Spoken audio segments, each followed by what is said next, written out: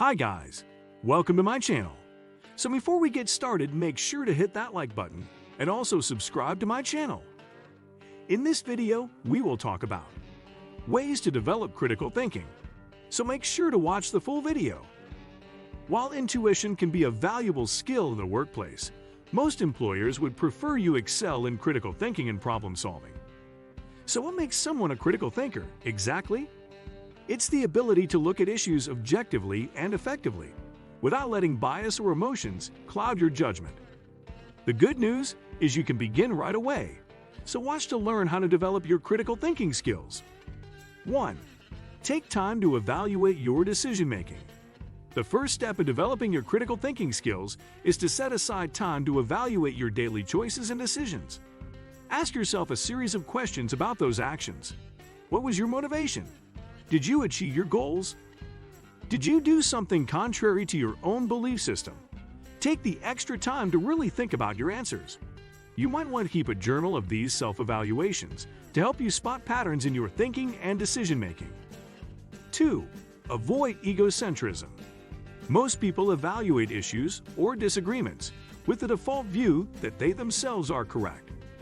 Being a more critical thinker requires us to contemplate the possibility that we may be wrong or are acting in our own self-interest, rather than the good of others or of the company we work for.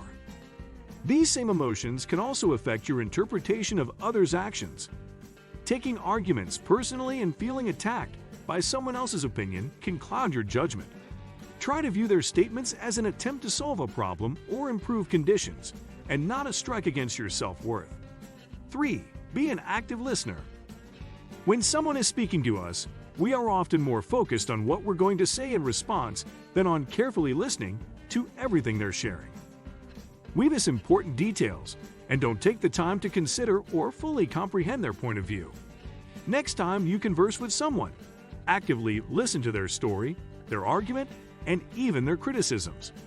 Active listening also gives you the time to experience and empathize with their situation, which is helpful for facilitating teamwork and resolving conflicts at work. 4. Analyze the information. Gathering data is only the first step in the process of becoming a critical thinker. Achieving a goal or resolving an argument requires analyzing all that information. This once again means asking a lot of questions.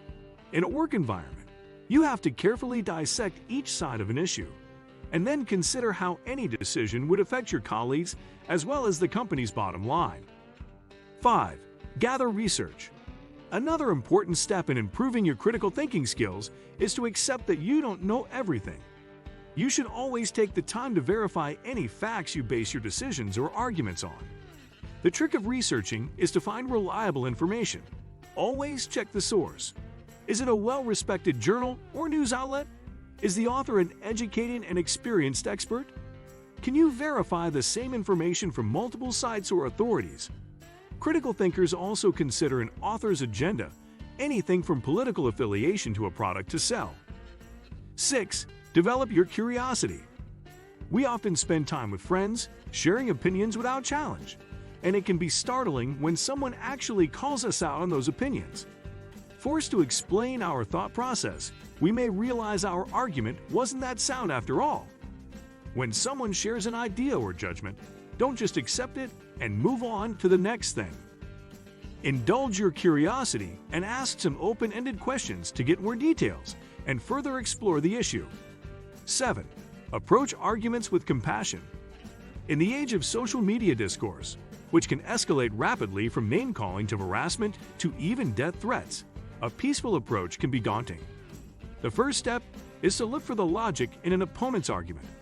Focus on the critical thinking skills you apply to your own decisions and examine their motivations, evidence, and reasoning.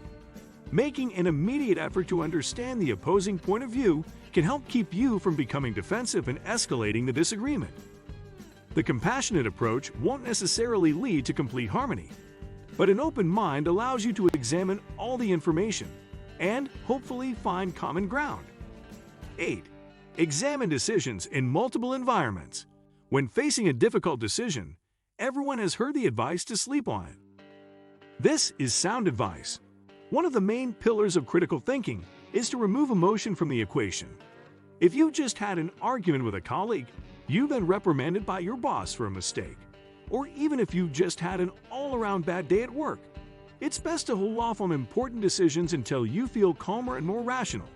Change your environment, mood, and who you interact with to help spark creative thinking and get you to a solution you might not have considered at the start. 9.